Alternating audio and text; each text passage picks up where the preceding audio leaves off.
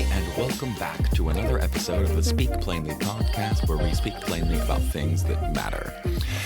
On today's podcast, we're going to be talking about Luigi Mangione, my new favorite crush. But everybody's talking about him right now. I normally don't do this. I don't almost ever talk about current events unless I'm talking about it's Christmas time or family time and that sort of thing. I don't normally concern myself with much that's going on in real time, because everything that we hear in the media is the telephone game being controlled by major power players.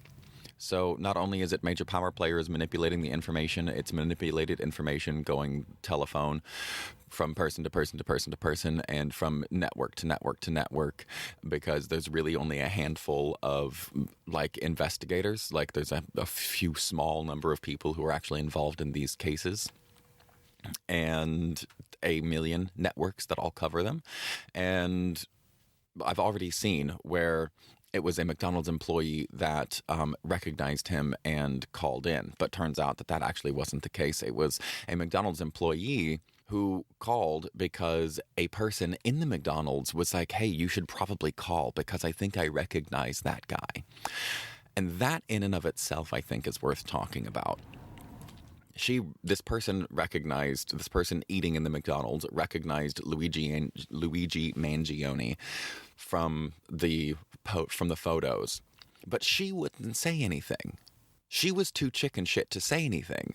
So she told an employee who was in a state of, I must do what I'm told because I'm here at work and the customer's always right. So there's all of this priming that, if you know what psychological priming is, there's all this priming that already has this person leaning toward just doing what they're told and going out and calling and reporting Luigi, right? So I think that is interesting already, because I heard that it was a McDonald's employee that narked on him. And then I just listened to a thing that was very anti-him, and it started with them being like, I can't believe people are talking about him as a hero, which, spoiler alert, I think he's a fucking hero, in a way. But we'll get there. They pointed out that it was this other person in the McDonald's eating area that told a McDonald's employee to call in. But all I've seen and what I keep hearing reported is that a McDonald's employee saw him and reported him. And there's a minor step in there. But those minor steps, when you add them all up, have massive implications on people's actions and reactions and how we think about a certain situation. So just keep in mind that as you hear about this, because it's going to be everywhere for a while, as you hear about this, keep the details in mind. Take notes today about the things, the most detailed aspects of the things that you hear about this story, and see how they morph over time. Write down the exact words that people use and watch how they are manipulated and morphed over time. And I don't even mean necessarily manipulated by a person who is trying to create a certain narrative, but because we've all played the game telephone, and that is what happens. On top of, there are people trying to control a narrative, because that's the single most powerful thing that there is in any given situation. We know this from all of our trauma stuff that we talk about all of the time. But what I actually want to talk about, other than the fact that he's he's fucking gorgeous, is how do we affect change in a society that we both benefit from and oppresses us? How do we affect change in a society where slow, purposeful murdering of people is legal and part of the system itself? It is a mandatory part of the system that we live in. How are we supposed to affect change when we are being murdered that isn't also murder? That's the question I want to talk about today, because I've been online, and I normally, like I said, I don't get involved in this stuff, but this one's fucking exciting, man.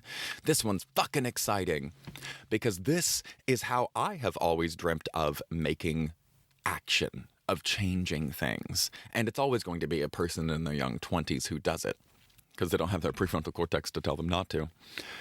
But we need to have this discussion. And I think every single one of you listening, you need to be able to have this discussion with somebody in your life, because this is the shit that actually matters. A regular ass person shot a CEO of one of the largest health groups in the world. We all say we don't want any billionaires, right? Well, I mean, all of my people do. And if you don't, you're part of the problem. But we all say we don't want billionaires. Billionaires shouldn't exist. That is an obscene amount of money. But what are you going to do about it? What are you going to do? How do you want to deal with people that you love being manipulated and left for dead by companies that they have paid thousands, tens, hundreds of thousands of dollars into over the course of their life? Because again, these things are mandatory now. And you have to play this system. We're being forced to play this system, and we're being forced to play a system that does not care if we live or die. So how are we going to affect change? That's what I want to talk about. I posted on Facebook what I keep doing this, and I keep thinking that's like innocuous kind of comments, or at least somewhat middle groundy. And I thought my middle groundy statement was fine and middle groundy. And it said basically something along the lines of, if you think the CEO shooter is the problem, you need to zoom way out, like way the fuck out. Because, again, they live in a system, they occupy the power roles of a system that we are subject to and we are forced to play the games of. So when I made this post, it's gotten a bunch of comments and stuff, and some with my closest friends. And this is a hill I will die on, so I'm totally fine being a 2 against 1 on this. Said, I don't care that he's dead, but violence is not the answer. Violence is never the answer. And my response to that is horseshit. That is horseshit. The people who believe that violence is never the answer have lived a privileged life. But let me repeat myself. I'll say it now and I'll say it till I die. People who say violence is never the answer have had a privileged fucking life. And good for you. I'm glad. I'm glad that you've had that life. And I'm glad you think that violence is never the answer, because violence is rarely the answer. It is rarely the answer. And this is the point I want to get across to people.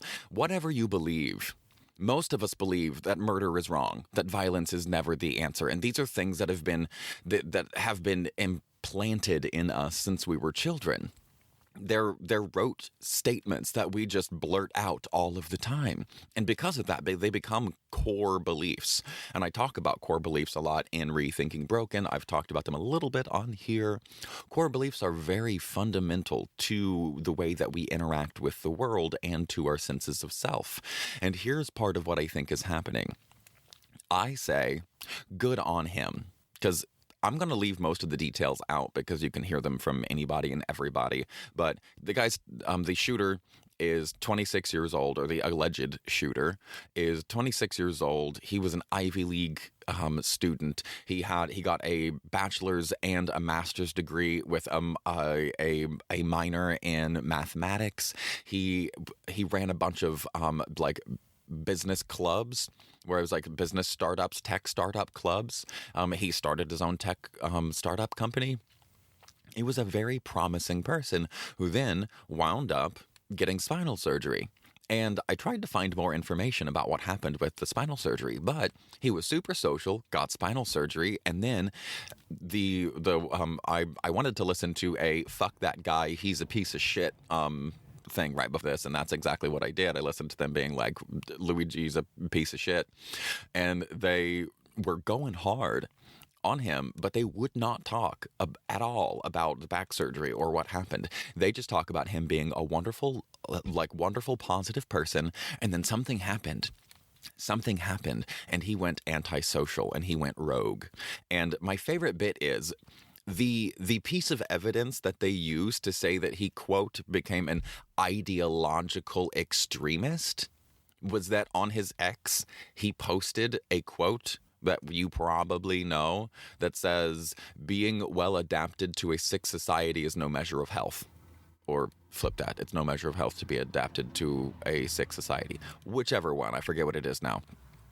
That was their reasoning as to why he was an ideologue. He was an extremist, an ideal extremist.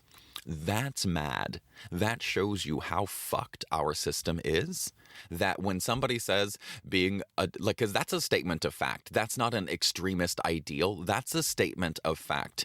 If you are well adjusted to a sick society, then you are sick. Period. There's no way around that. The problem is the people who maintain the narratives in the media all rely on that system fully and completely for every single thing that they do. Because if you're doing well in America, if you are doing even kind of well in America, you are relying on that system deeply. Deeply. All of us, including me. I rely on that system, not nearly as much as the overwhelming majority of Americans, but even I rely somewhat on that system. I have friends in my life who rely almost none at all outside of using roads. Like, they don't really, they're like, fuck it. And I love that. But the reality is all of us live in this intersectionalist reality where legal murder, they can legally just withhold stuff from you. It's part of their business plan as an insurance company to constantly try to deny you coverage for the things that you've paid into for years of your life. That is part of the actual structure of their business plan. If you don't think that that's fucked, you're fucked. Period. This is going to be an intense episode because I really, really think people need to be able to think about this. If you're the regular person, then you probably think violence is not the answer. Let me point out to you what I believe, based largely on Robert Sapolsky's book, Behave, The Biology of Humans at Our Best and Worst, and everything I've learned about behavioral biology. What I want to point out to you is that in truth, and what I mean by that is in observable reality, when we watch human behaviors and when humans do things and when other humans celebrate those things versus when humans do things and other humans around them shun them for that, it turns out there's no such thing as a universal morality. None. And you, as Christians, might have an issue with this. And probably, if you're a take the Bible literally Christian, you're gonna have an issue with this, and that's fine. That's your problem. The thing that I see, observable reality. Even Jesus did it. They're like, anger is something that's not good unless it's justified. It's righteous anger. Jesus flipping over the tables of the people who were gambling and exchange and the money changers in the temple. That was righteous anger. He flipped the tables and got violent and said, he didn't punch anybody supposedly, but he had righteous anger and said to get out. That's the closest thing that we have in the Bible. For everybody else who doesn't give a shit about the Bible, we see human behavior over and over and over again. We watch it in real time, and you probably don't pay close enough attention. But murder is wrong, right? Violence is never the answer, and you can probably say that, and you probably have said that. And even in response to this Luigi Mangione stuff, violence is never the answer. But what happens when your child gets raped? Is violence the answer then? What happens when your grandma's coverage that she's paid into for 40, 50 years says, no, you don't get covered for this life-saving thing? How does that make you feel? Does that make you feel violent? Watching your daughter get murdered? How about that? How about watching a cop shoot your dog? How about that? How about death row? You don't seem to have a problem with death row. You live in a society in which we put people to death all of the time. People who we know have severe brain injuries from poverty, from sports, from abuse.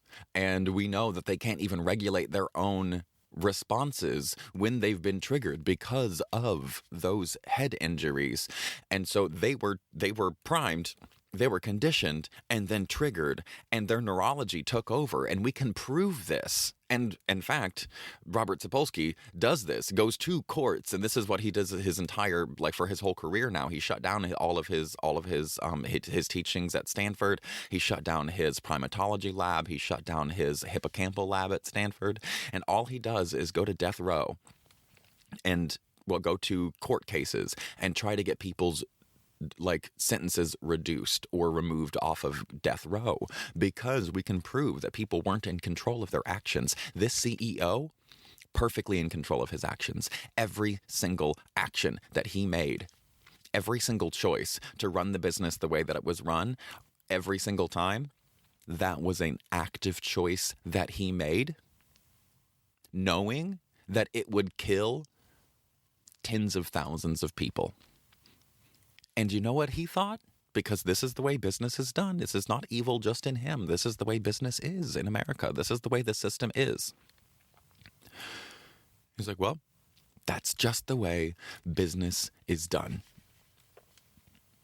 That's how they handle it. That's just the way business is done.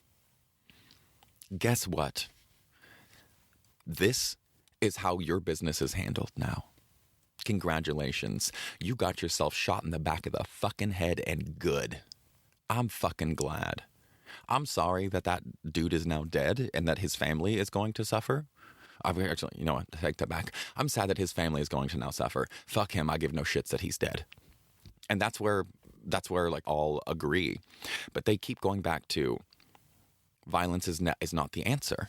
And the issue with that is a demonstrably false statement. It is a statement that we want to believe because we've been told it since we were children, and that's what makes us good little boys and good little girls. And those of us who are still worried about being good little boys and good little girls are still repeating those same bullshit little exercises to make us all obedient.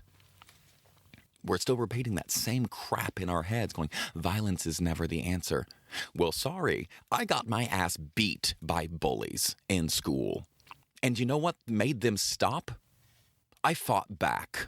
I beat the shit out of my biggest bully after he whooped my ass like 5 fucking times in a row, and I finally figured out how I was going to actually be able to fight back and maybe win. I finally did, and guess what? I was left the fuck alone. Left the fuck alone. Finally. I was experiencing violence on a regular basis. I told the people I was supposed to tell. Nothing happened. It didn't matter. I did the things. I followed the right steps, and I still got my ass kicked all the time. Until I stood up for myself and I got violent. This is why I will never be a nonviolent person. If you have made it this far in your life and you can still say and believe with all of your heart, violence is never the answer, good for you. At least you're not going to make the world a worse place actively, but you will make the world a worse place passively. You will be the people that the Gulag Archipelago was written about to warn us about us. If you don't know the Gulag Archipelago, it is the most important literary piece of work written in this century. It is a compilation of hundreds of stories of people who escaped the gulags, all of the horror stories of what they went through. And specifically what's so fucked up about it, and the reason that it was written, was it's not meant to be a horror story. It's meant to be a fucking warning. It's meant to be a warning, because it's not just, oh, this person did all these awful things and this person did these awful things and this place was like this and they did these awful things. No. These are very specific stories with details of people's lives from before they were arrested for absolutely nothing and drug away. But the thing is, they were stealing students, and then they were stealing teachers. They were stealing artists. They were taking these people, and they were disappearing, and no one was ever seeing them again. And everybody was so afraid that it might happen to them that no one said anything, no one stood up, and that's what allowed it to continue over and over and over and over again. It is the tolerance of intolerance that drives this crap. There was one thing I will always be intolerant of, and that's intolerance. I will not allow that. In the same way that I will not allow violence, and I will use violence to stop violence, because that is the only way. We are fucking chimpanzees. People need to get that through our little heads. We're animals. We are crude, cruel fucking monkeys. And you gotta get that through your head. I did an episode not very long ago on the chimpanzee war, where I proved like chimps went into straight up war for a couple of years to murder an entire faction of chimpanzees that separated off a couple of years before and went down south and created their own little confederacy. And every single member that went down there, all murdered. One by one, over by the original crew. We are murderous, hairless chimpanzees. You need to understand that if you want to actually make positive change in the world. You need to understand that humans are vile, disgusting creatures as much as we are wonderful, inspiring, creative, beautiful, marvelous creatures. There is no separating one from the other. It is the horror of the human animal that gives rise to the artistry and the genius of the human being. You cannot separate the two.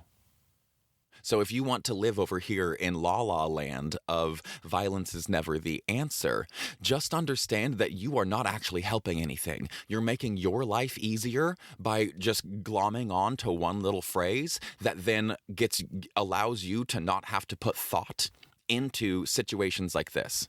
And that's what those little phrases are for. That's what these core beliefs are for. There are too many variables and too many situations in which we need to consider too many variables for us to put the same amount of effort into every single one of those choices. So because of our experiences, like mine, getting beat up and my affinity toward I will stop violence with violence, that's because of my experience, right? And the people who say violence is never the answer, that's because that's been their experience. They've been able to solve the problems that they've experienced in life without violence. I have not.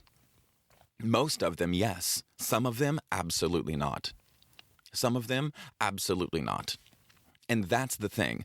There is no way out from under this kind of system without a violent revolution. People always go back and they're like, what about Gandhi? What about Martin Luther King? Fuck Martin Luther King. Martin Luther King wouldn't have fucking mattered without Malcolm X. Sorry. Wouldn't have fucking mattered. Wouldn't have fucking mattered without the Black Panthers. Like, he's the guy that white people glom onto to say, why don't you black people be more like Martin Luther King? You know why? Because he wasn't fucking useful by himself. He wasn't. He was useful because he was a marvelous speaker and a figurehead and a good man and a good-looking man, and he did the nonviolence thing, and that was the tipping point. But he was the crest of the wave. He was the whitewater on the top of the wave that once the tide had rushed in of all of the years of oppression and all of the anger and all of this crap that built up and all of this violence and black people going, we're going to have to do what we're going to have to do. We need to provide for ourselves. We need to give ourselves guns and give ourselves food and run our own education programs. That's what the Black Panthers were. People now are terrified of them. They think they're some kind of terror organization. Same thing with Antifa. Are you fucking kidding me? Do you know what Black Panthers did? Black Panthers fed their community. They educated their community. They protected their own communities. Antifa, same thing. And they're both legally registered in the United States as terrorist organizations, an anti-fascist organization in America.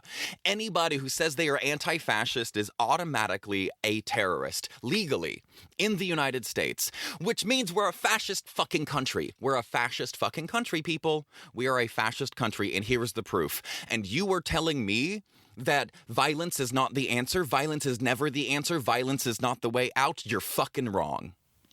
Good for you for being so privileged. I'm glad when it comes to situations of where violence is being perpetrated, if you have never had violence perpetrated on you, shut your fucking mouth. That's how I feel about it. If you've never been oppressed and had actual violence Actual violence perpetrated on you by somebody that was the same size as you. Not like my daddy hit me. There ain't nothing you can do about that because your daddy's big and you're tiny. Same thing with mom. That's not the same kind of violence I'm talking about. I'm talking about a person who is not a member of your direct family, who is your equal. As far as one human versus another, you're about the same size, and they're perpetrating violence against you. If you have never had that happen, then when it comes to other people responding to violence happening to them, shut your fucking mouth. You don't have a single leg to stand on. You have no right to try to manipulate anybody else's opinions on this. None. Because you have no point at which you can stand and say, I've gone through that. I understand to some degree. You have none. So when it comes down to how do we get ourselves out of situations of systemic violence, if you continue to utter the words, violence is never the answer, know that you're wrong and you're part of the problem. You are part of the problem now because that belief is what holds back the tide of change, that tide of Black people taking their own power back and doing it through the Black Panthers and through Malcolm X, and eventually winding up with the head and the face of Martin Luther King. Those beliefs are what hold back the tide and prevent a person like Martin Luther King from coming on top and being the figurehead that pulls everything over from the top of the wave. You need to understand that you saying violence is never the answer is condemning a person for doing to someone else what was done to them. And I'm sorry, when it comes to life and death, that's not something to fucking play with. This is not an eye for an eye and a tooth for a tooth leaves the whole world snaggle-toothed and blind. That is a thing. It is. But when you're playing with people's fucking lives, eye for an eye, tooth for a tooth, absolutely. If you are okay with wiping away tens of thousands of people because, oh, well, they're old, oh, well, they're sick, oh, and this is my job, I'm the CEO, and you're making millions of dollars off of that level of violence, goodbye. Period. Sorry. Not sorry, actually. I get it to some degree because that's the world. If you want to do well and you want to be comfortable in this world, then you need to play the system. But this is why I constantly, and I constantly seek out, and I even sign off with, stay curious and stay uncomfortable. Because it is that seeking of comfort. It's the seeking of comfort even in that statement of violence is never the answer. We seek comfort in that statement because we don't know what to believe. We don't know how to feel about this. Where I think everybody is running up against this juxtaposition in their head. We're all dealing with this cognitive dissonance. And that's what I want to get out. The cognitive dissonance. I want you to not ignore it. I don't want you to wipe away that cognitive dissonance with any one phrase. Whether it's mine and like I will never tolerate intolerance, or whether it's somebody else's and saying violence is never the answer. Whatever little quip you come up with to not have to put more thought into this, I encourage you to stop. I encourage you to not use any of those quips. And I encourage you to think logically of, okay, what form of recourse is there? Is there a form of recourse? Should there be a form of recourse for a person who has been paying into their healthcare system? They're constantly denied. We all know this story. We all know the story. And this guy, he had spinal surgery. This is another thing I wanted to talk about, and I got distracted. He had spinal surgery and then went all antisocial. Just imagine. He had spinal surgery and goes all antisocial and gets all weird and read the Unabomber's book and was like, wow. He's kind of onto some shit. And the fucked up thing is the Unabomber was onto some shit. He just maybe shouldn't have bombed a whole fucking building. But, like, when that happens to you, you go and you get surgery. Then he turned all antisocial and he stopped hanging out with his friends and he stopped doing this and he stopped doing that. Why? We don't know. But my guess, not having any idea, and this is just my conditioning of who I spend my time with and who I've spent my time with in my life, I know a lot of people who went in, got surgeries, and then wound up addicted to narcotics. There's a very real chance that he wound up going in, getting a bunch of Lortab, and like needing that, taking it for pain, getting addicted to it, and now he's an addict with nothing left to lose. He can't do the things that he used to do. He was this young, hot, fit, like everything everybody wants. You see them eyebrows, girl? Like, he had everything. And then he has this surgery, and who knows what happened with all of that. But I do know those lumbar surgeries, they do a number on you and your health. And he did report excruciating pain. He reported a lot of pain past his surgery. My guess is he had all that pain, and also coming from a well-to-do family and going straight into college and a master's degree and all of that with that kind of money, it's very common for wealthy families to not be all that attuned to their children. And look up attunement if you don't know attunement. But it's very easy for them to not be as attuned to their children because they're trying to provide the physical needs for their children. So they're working all the time and they don't get as much of that like oxytocin bonding attunement thing happening. And if any of you have ever done heroin or even narcotics, really strong opioids feel a lot like a hug. And if you never had that from your parents, and I have no idea if he did or did not, it makes sense that that's like extra lovely. And that's one of the reasons so many people get addicted after surgeries. And who knows? Who knows if he was addicted or whatnot? But it certainly does fit the narrative of outgoing, wonderful person who then had surgery and then got all antisocial, started reading stuff about the structure of America being all fucked up, and then went and did something about it. That's what I see as far as the story of this. But what I really want to get through to people is I really want to get through to your head. Stop wiping away your cognitive dissonance on situations like this. Stop wiping it away. Actually think about, what could he have done? If violence isn't the answer, then what is? You tell me. You tell me what. You come up with an answer and you leave it in the comments. What is the answer?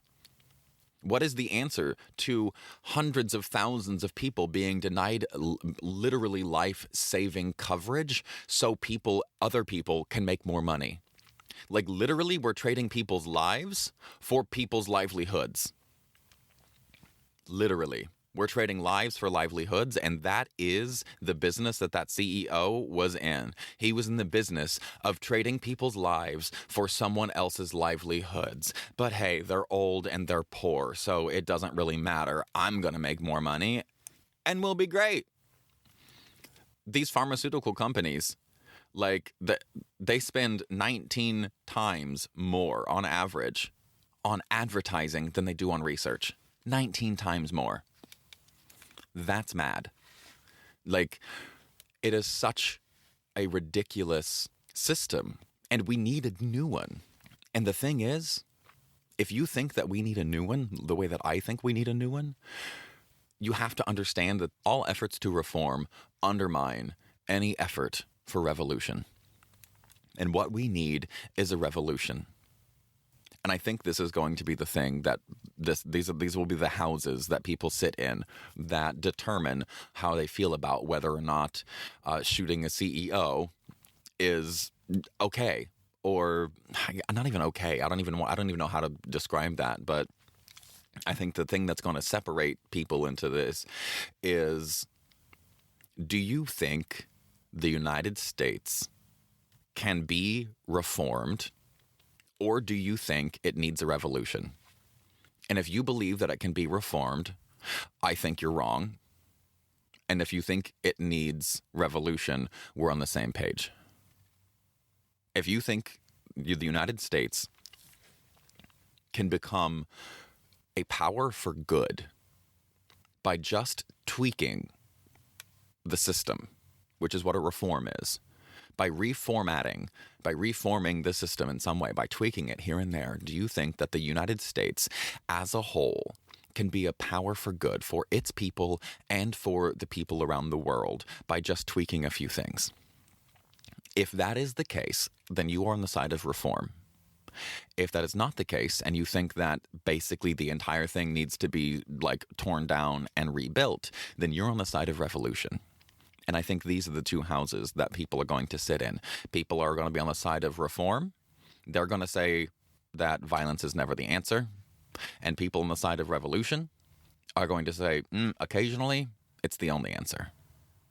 And that's the thing. These types of moments divide people greatly. People who have 98% of everything in common. We might agree on 98% of everything, but if one of the fundamental things that we disagree on is whether we believe in reform or revolution for the United States, that's going to fundamentally shift how we view the alleged CEO shooter.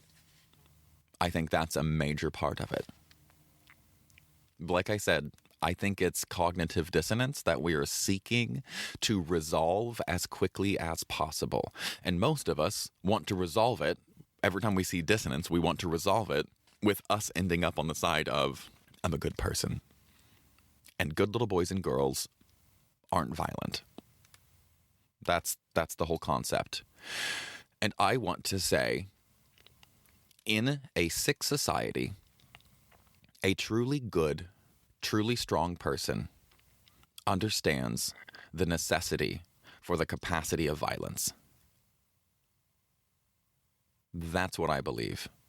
If you want to be a good, solid, strong person who makes differences, like big differences that actually matter in the world and matter to other people, then for me, what that means is being a whole person. And being a whole person means leaving behind being a good person. That's what it means to me. If we want to be better,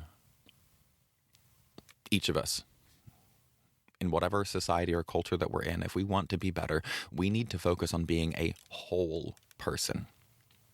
For a long time, I really stressed myself out years and years ago, 10 years ago, about being a good boyfriend, about being a good student, about being a good airman, about being a good staff sergeant, about being a good NCO, about being a good family practice clinic person, about being a good medic, about being a good nurse, about all the things, about being a good acupuncturist, about being a good osteopath. And what I realized is there are skills involved in there, sure, that I have to get down no matter what. But for the most part, outside of those skills, I don't need to worry about being a good acupuncturist or a good boyfriend or a good this or a good that. If I just focus on being a good person, that would take care of most of it for me. And that got me really, really far.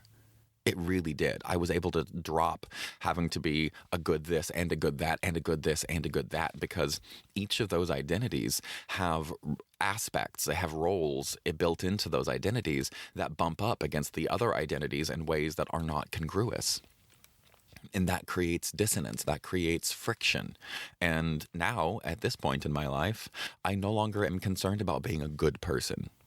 I'm concerned about being a whole person. I don't want to be good. I want to be whole. I don't want the happy feelings. I want the happy feelings and the sad feelings. I want positive and negative emotions, and I want to be able to move through them easily without getting hung up on one or the other. Maybe I'll squeeze a little extra few drops out of the positive ones if I can, but inevitably that means I'm going to squeeze a few out of the negative too, most likely. But I really believe if we focus on being a whole person, we can leave behind being the good person part, because being a whole person involves being a good person. And to me, in a corrupt society, you're not a good person unless you stand up to corruption. And that takes balls. That takes backbone. You have to stand up to corruption in order to be better than corruption, period. If you are not standing up to corruption, you are not any better than it. This is a really intense, like in-your-face kind of podcast, and mine usually are. But this is an extra in-your-face one, and I really want people to stop wiping away their cognitive dissonance and start looking at why they believe what they believe, and allow the scenarios to play out.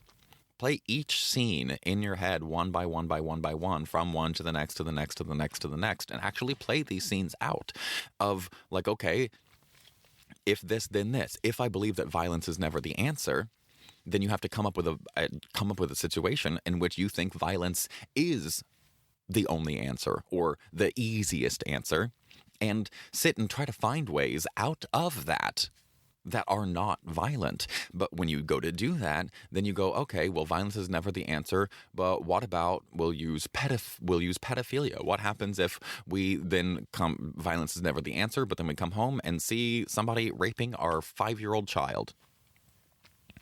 Violence is never the answer. What now? What now? You can physically separate them. You can physically separate them and say, don't ever do that again and never come back.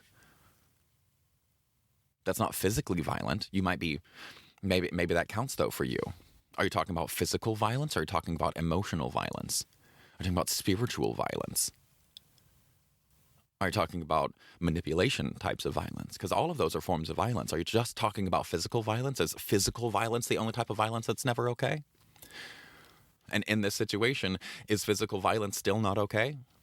If you see somebody raping your child, physical violence not okay? Okay, is physical violence okay, but murder is not? What happens if then you freak out and you hit the person in the head or whatever? Something happens and the person that you stopped from raping your child is now dead. How do you feel about that? How do you feel about going to our court rooms? How would you feel about you stopping a person from raping your child, and all you did was physically separate? You just pushed them apart, peeled the two apart, and he fell backwards and hit his head and died. And now you're going to court. How do you feel about that? How do you feel about that if you are black and the person in there was white? And now it's just hearsay. It's just your word against his. Now you have a baby who can't do or say much of anything, and you have your word as a black man or a black woman against a well-to-do white man who came in and was raping your baby. Something like these scenarios can happen if we want to have these core beliefs and live our life by them. Then these core beliefs pop up because of they pop up as a thing that matters in specific scenarios. So create a scenario in which it matters and then play out those details. Do you still believe that violence is wrong? Do you believe physical violence is wrong or emotional violence is wrong? You have to think about these things. If you want to be a whole person, which part of me, I still have the desire to be a good person. I still have the desire to be a good boy. Otherwise, I wouldn't want it whispered in my ear during sex and that sort of thing. It's in us. It's in us all. And I'm not ashamed of it. I'm not ashamed that I want to be a good boy. I'm not ashamed that I want to be a good girl. I'm not ashamed that I want to be a good person. But I do know that it's more important for me to be a whole person. Because being a good person ties me up. It ties me up into only behaving a certain way, and I don't know what that way is, because a good boy and a good girl, the reason that you're good is because you obey these certain rules no matter what. But since all morality, according to if you watch human beings as a whole and you say, in this scenario, this is okay and this is not okay, like rape or the death row, when you have all of these different variables, you have to consider them. And that's what I want you to do. I want you to really stop wiping away your cognitive dissonance with these simple little things like violence is never the answer. At least run yourself through those scenarios. Think of a situation in which you would want to be violent and then take it to its extreme, because things like this happen. Take it to the extreme and go, okay, would I actually feel like that in this scenario? Because, like I said, if you have not had a person being physically violent against you, like physically beating you up and putting you into this, then you have no dog in the fight. You have no idea what it's like. You have no idea what it's like. And so for you to just say violence is never the answer is a cop-out. It's a cop-out, and it's one that you earned, most likely. Cop-out because you're like, well, I've never had to deal with this. The unfortunate part is, then, that leads the people who are leading every single revolution to be people who are the most traumatized. Do you understand that? Do you understand, by you believing that and you saying violence is never the answer, that the only people who are actually going to make the change to make your life better, like your life within this system better, are going to be the people who have been radicalized because of the oppression and the violence that they have experienced? Because you have lived a cush little life in this way, in this violence type of way, because you've lived a cushed, privileged little life, when you say violence is never the answer, you are removing yourself. And your whole class of people, and it is a class. It is a class. You and your whole class of people are all probably in that reform category and not in the revolution category, because it's not that bad. It's not that bad for you. Yeah, it's bad. Of course it's bad. It's terrible. It's all terrible. But it's not that bad. It's not bad enough to, like, murder somebody. Well, fuck you. Yes, it is. Maybe it isn't that bad for you. Maybe it's never been that bad for you, but it is that bad. It is that bad. And every time you remove yourself from action because of things like this, especially if you are loudly condemning people, if you're loudly condemning this shooter, you are the problem. It is that privileged life that has allowed you to just sit back and let things play. You happened to be born into a family that happened to make enough money to happen to not live in the ghetto where all the crack and all of the heroin is and all the meth is. You've been privileged enough to not have drug addicts for parents. You were privileged enough to live in a neighborhood that was not violent. You are privileged enough to live in a neighborhood that was largely the same color skin as you. And so you never had to deal with that. You never had to deal with it, because it happens in every single walk of life. I've got a buddy, Captain Matt, grew up in Virginia, got his ass beat constantly for being white. Just for being white. Because he was in an all-black area that had not been very kind to black people. And kids are cruel. Like, this is not a one race versus another thing. This is a human thing. Which is why I constantly am focusing, even though I know I do want to be a good boy, I am much more concerned with being a good human. And that means being able to do all the things that a human is capable of. I am capable of the greatest good, and I am capable of the greatest evil. And you better fucking believe it. That is what gives me power. That is what gives every single one of us power. When you drop all that crap and you start actually living your life according to your own morality and your own systems, and this is how you do it, you stop wiping away your cognitive dissonance with these easy quips like violence is never the answer, and you start actually looking at the details of the situation and you go, what do I actually believe? Like, yeah, I can throw that out there, but I'm not 19 anymore. I can throw out there a thing like that, but is that actually what I believe? Challenge those things and live according to your own morality. Live according to your own value system. And whether you're on the side of reform or revolution, I think we can all agree that things are fucked and something needs to be done. Maybe you don't think that shooting a CEO is one of the things that needs to be done, but it does seem like it's a lot more effective than whatever you have come up with, because chances are you don't have anything. Chances are you're like, that's not the answer. Well, one of those other things I learned as a child is if you don't have a better suggestion, keep your mouth shut. Do you have a more effective suggestion? Because that's what I mean by better. What I mean by better is, do you have something that is more effective with less fallout? A lot of fallout here. This guy may, if he did it, because it's all alleged, he'll probably lose most of his life to jail or whatever, even though he's wealthy and privileged. It's just too high profile, and it's a CEO of a major company. And these companies now are pulling the faces. They're pulling their CEO faces off of all of their websites so people don't know who they are, so they don't know what they look like, so they can't shoot them. They're afraid. And you know what they fucking should be? You know who else does that? You know who's always done that? China. China and the people that own Tencent, the people who own like the single largest social media messaging multimedia platform in the world, they're all the same thing. They're all doing the same thing. They've removed themselves. They're invisible. They are the triad. They're gangsters of the highest level. And now they're going into hiding. And they're going into hiding because somebody finally did something about it. Somebody finally did something to scare them into maybe having slightly different behaviors. But the thing is, the system demands that they rape people because the system is run off of their stockholders.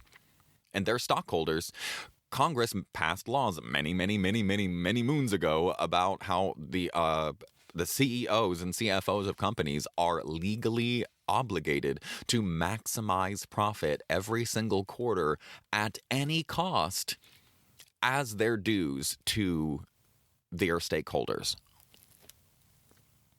I don't know if you knew that, but it is the stakeholders that are driving all of that. So also, if you have money in stocks and that money is invested in those companies, you are part of what is driving those companies to behave the way that they do. If you have stocks in these companies, you as a stock holding person are a shareholder, and that is perpetuating the violence. And it sucks because I know many people, especially out where I live, who are surviving on the dividends from their stocks while they're also constantly battling the insurance companies to pay for their treatments, which is honestly why a lot of them wind up coming to me, because they get sick of that. They get sick of that battle, and they can get better care from me than they can from them, and they don't have to argue about it. And I'll actually explain shit. But I don't want to beat a dead horse. I just really want people to understand that for me, the whole violence is not the answer. Violence is never the answer. That's a cop-out. Never say never, right? And violence is never the answer. Never say never. See how those are automatically contradictory? We say them both as a kid. We say them all the time, but they're so deeply planted in us that we don't see how contradictory they are. Never say never. Violence is never the answer. Never say never. Violence is never the answer. Back and forth and back and forth and back and forth. There's cognitive dissonance there. You have two belief systems there, two core beliefs in you that create cognitive dissonance when you wonder, was it appropriate? Maybe it wasn't the best, but is it like even kind of functional? Is that a cost that I'm willing to pay? I mean, it seems like it was a cost that Luigi was willing to pay. And that's why it's always a person in their young 20s, because only a person in their young 20s is like, you know what?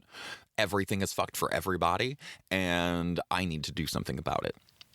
The rest of us old folks are just like, I just want to make it better for me at this point. Luckily, I'm still somewhere in the middle, I think. But I'm definitely slowing down in my old age. I really wanted to share this with you guys. I don't normally talk about current events, but this really matters.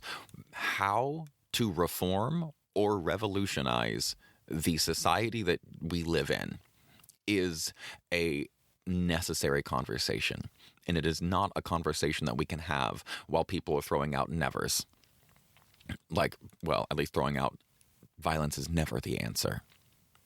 Because never say never. We need to find the edge of our belief systems if we want to live peacefully in our own minds.